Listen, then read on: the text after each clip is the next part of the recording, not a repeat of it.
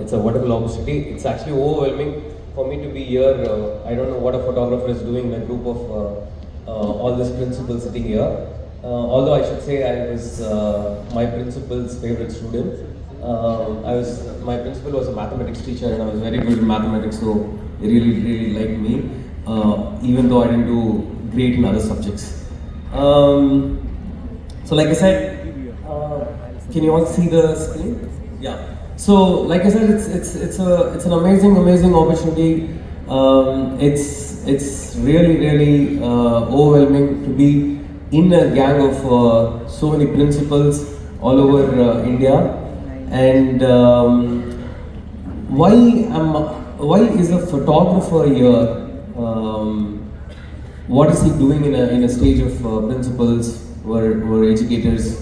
What is a photographer doing here? So for that, I need to take you back to my story. But before that, we'll do a small experiment to wake you all up. We'll take a picture. So here, the photographer is going to help me take a picture of me, but with nice light effects. Okay. I want everyone to switch on your torch lights from your cell phone. Yeah.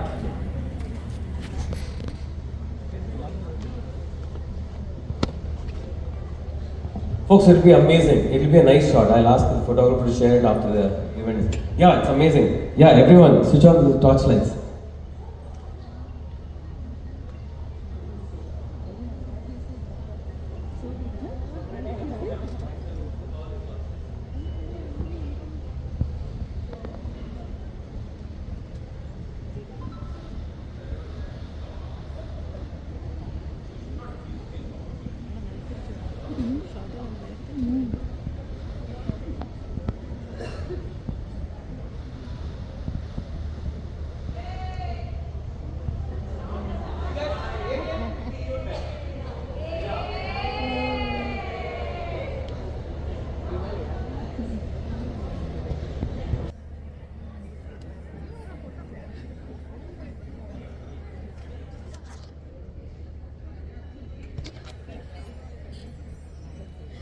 Thank you so much. Thanks for the. And so, like I said, I have to go back 25 years to take you to my story where it all began.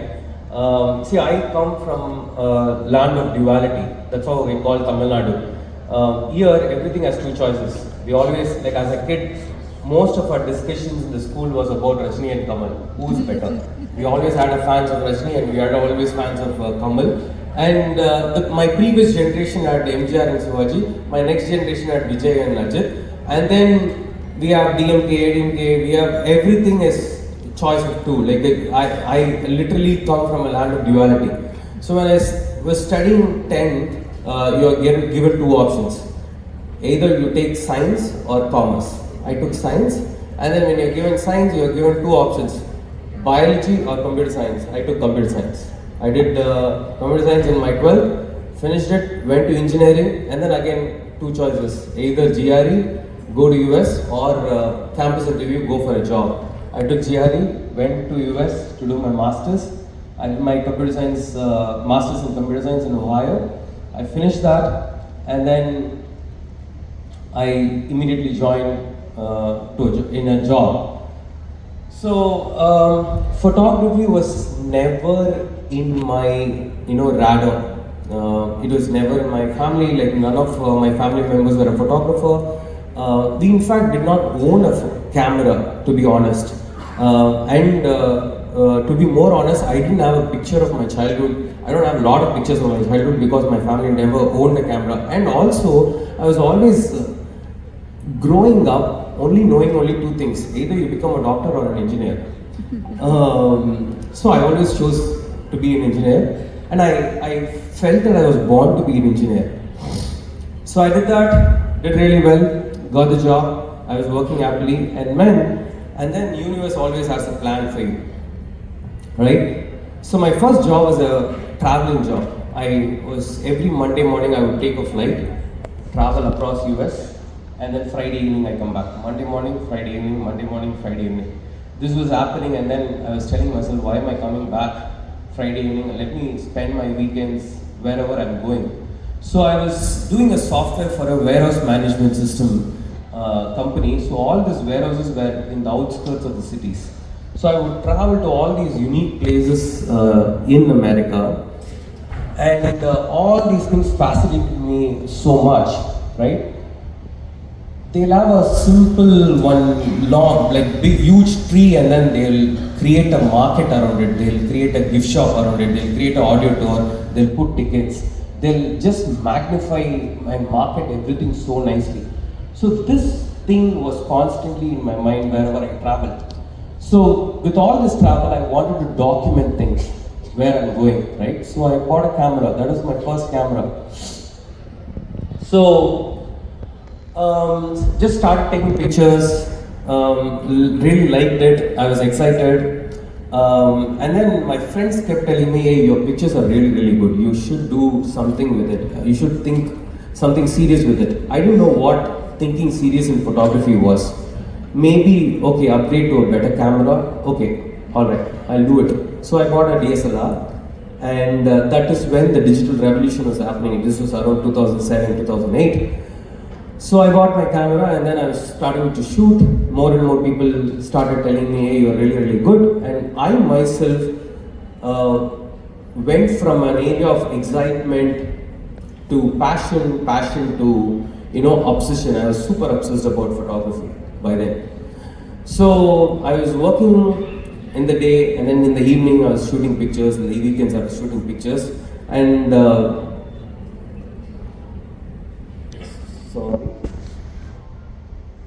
yeah, and then this happened. I love this movie for several reasons, and I have watched it several times. And apparently in my career, I was at a crossroads, whether to continue my career in US or come back to India, do something here. So I said, okay, I'm going to select this second later, and I'm going to come back to India to take up photography and document India, right? Document all the temples of South India, especially, and create a project out of it. So I said, this is what I'm going to do in my life, and for that I need my equipments and some money to come back here. So what I did, I started working part-time in photography, started earning through photography, and bought some equipments and lenses and all that, and came back to India. So for the first stop that I came was to Madurai, and shot the Madurai Meenakshi Amman temple, and I started shooting a lot of temples. For the first 5-6 months, nothing was happening. Like I said, universe always has a plan.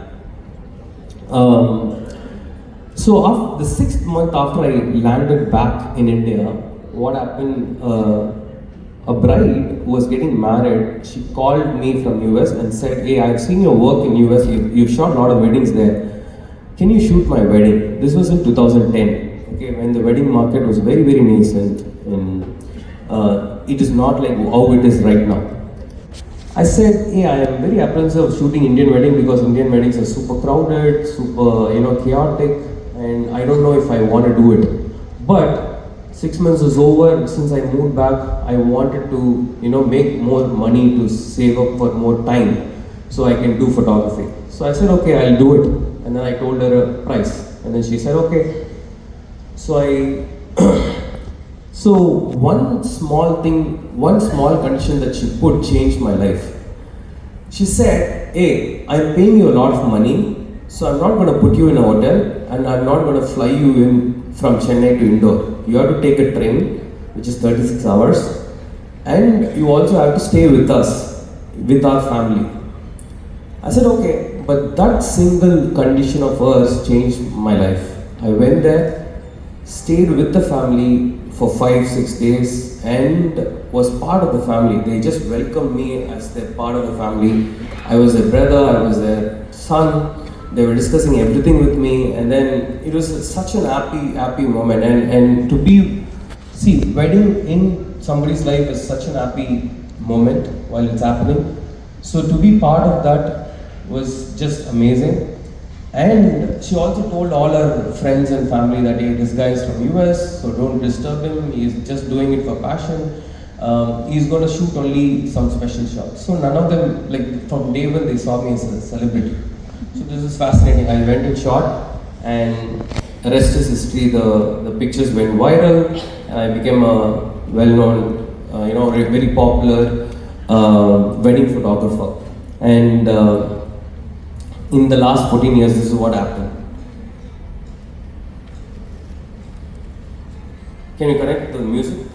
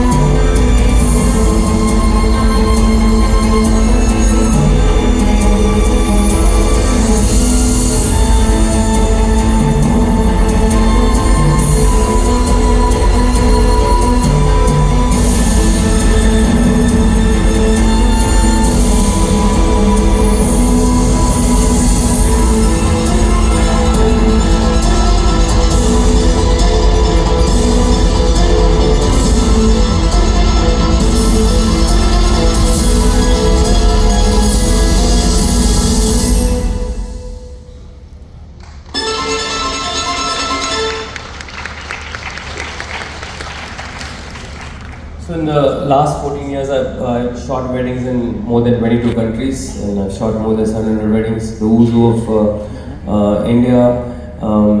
This is what started as a one-person endeavor, became a team of 30 people now, and we have a company called Studio A. So, what was the biggest thing was, okay, I came back, I wanted to document temples and all that, and then but universe had a different plan, and I became a wedding photographer. I was shooting all this, but then since we have a team and all that, I went back to doing what I wanted to come and do. So I started discovering the place that I was, that I am in. So I started discovering more of Tamil Nadu, and I started discovering more of things that are in Tamil Nadu and wanted to show it to the world. So I started with documenting some art dance forms, the folk art dance forms.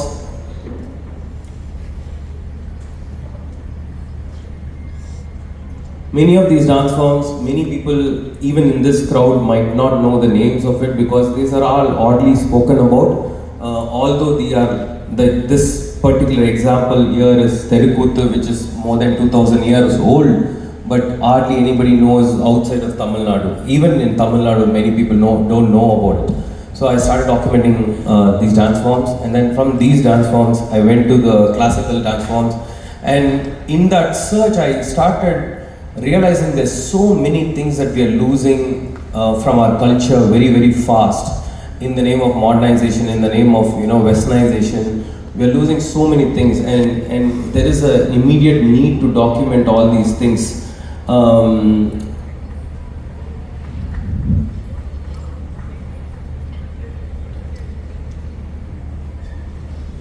So I started documenting all these, and while doing this, I also bumped into a lot of handicrafts, which again we were losing. So from an engineering background, from an IT background, I wanted to document them with an engineering, I wanted to do an engineering documentation, like For example, from a small needle to the biggest weave, we want to have the engineering diagrams done. Not only that, many of our temples, many of our old mansions and monuments do not have diagrams, architectural diagrams and things like that. So I wanted to document them in that way with the engineering background. So I started doing that, and my main goal was to package this to the Western world, because the world is getting bored with the Western stories and they have to listen to more of Eastern stories, more of Indian stories. So the core of my work is to package our stories to the world. So see, look at this image where the dancer is sitting in front of a door. The door is almost worth like 6-7 crores. It is a door that is 100 years old. It took 7-8 years for the making, and it's just amazing. And it's just 1 hour from here in an area called Chettinad, which is just a treasure trove of our history and culture. But very few people know about it.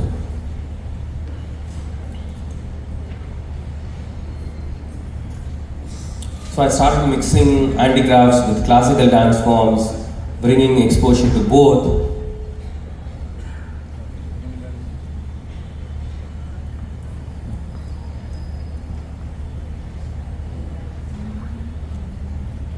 So from a person without any photography background, without anybody in the family with doing photography, to getting here, what is the biggest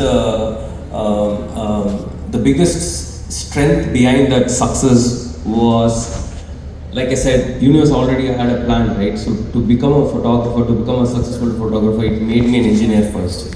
It then took me to US. It took me to all this corporate experience for 8 years, and then I took that experience, brought in workflows, brought in processes, brought in professionalism, brought in proper digital communication, automation and all that to my work, and that made my job very simple, and that made my clients super happy, and that is how I got here. And see, even a carpenter or a plumber now, if he has all this process and automation and all that, he will definitely make good for himself, right? And that is what I saw was lacking in the wedding photography industry, and that is what I did. We had CRMs, we had email proposals, we had proper contracts, agreements, and all this that came from the IT background is what I implemented in my work, and that is what is just 1.5 hours from here. There are like thousands and thousands of mansions all over Chettinad, which are like just lying around abandoned, and I started documenting them, and then I came up with a book called Mogappu, which is all the collection of portals of the Chettinad mansions. And then I also did a book on, so this book, Mogappu, became a research material for a class of architecture students in a college. So the entire college started, they took this book as the inspiration, as the base, and did an entire field study for that year. So when I went there to the college, the entire hall was filled with drawings starting from this book as the reference.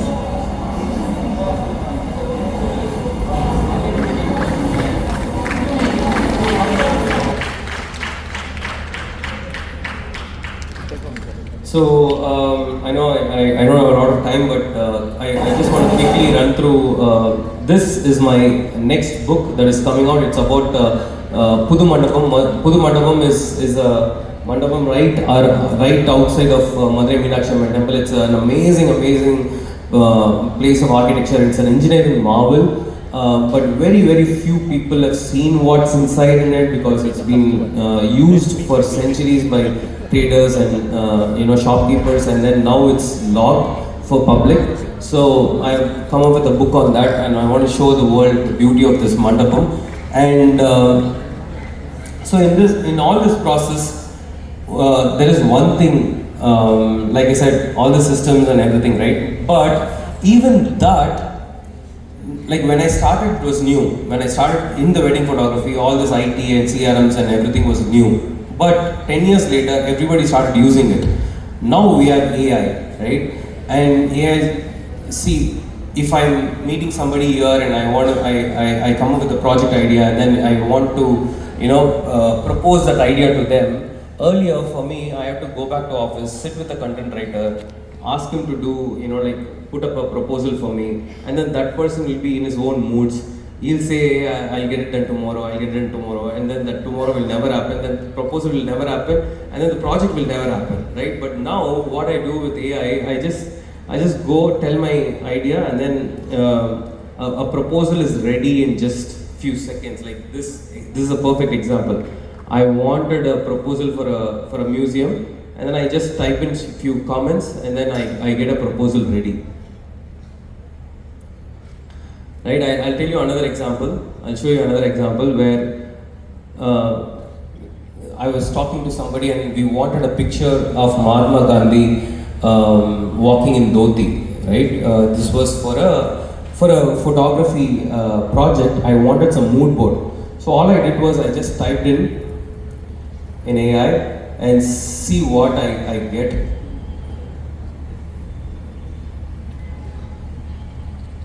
So I just said I wanted a picture with Gandhi walking with a group of people looking away from the camera, and then I get the picture. So this is where photography or videography, like I can write a poem now. Like I just type a poem saying, hey, I want a poem where Mahatma Gandhi should be the subject, and then I want it to be in a Taylor Swift style. It'll spit out a poem like that. So see, more and more, the science is actually making us all, in a way, dull and dim, right? The earlier generations were all super efficient in parallel parking. Now we have all the indicators and all the blinkers and all the cameras in the car, but hardly a few people know how to parallel park. So it's becoming like that. See, I'll show you another example. This is a photograph taken in 1943, right? You can see all the faces. You can see how everybody is arranged. Every tie is in the same order. This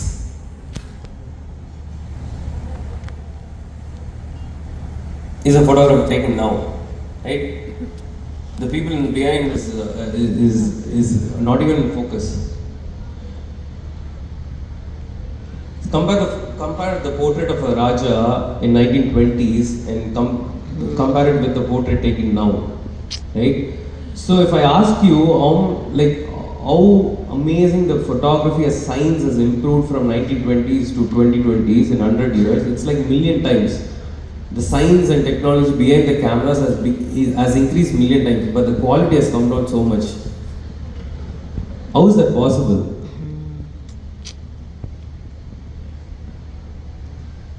Compare this with this.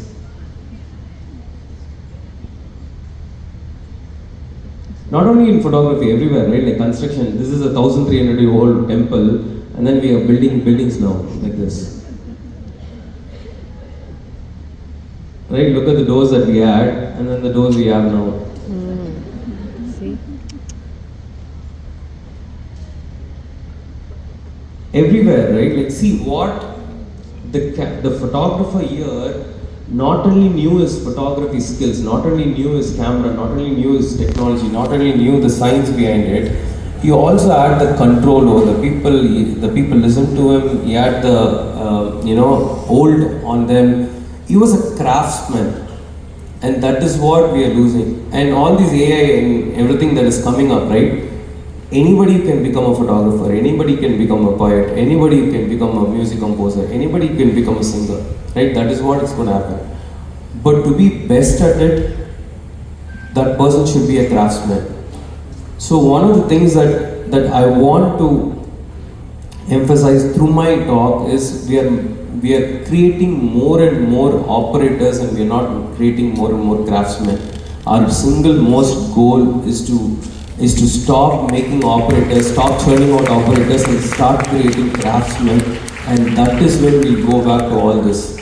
We have to give them the pride of our land. We have to give them the the belonging to this place and all the amazing things that we had in our culture, and then also teach them how to be a craftsman, not just an operator. Thank you so much for the wonderful opportunity. It was a pleasure talking to you.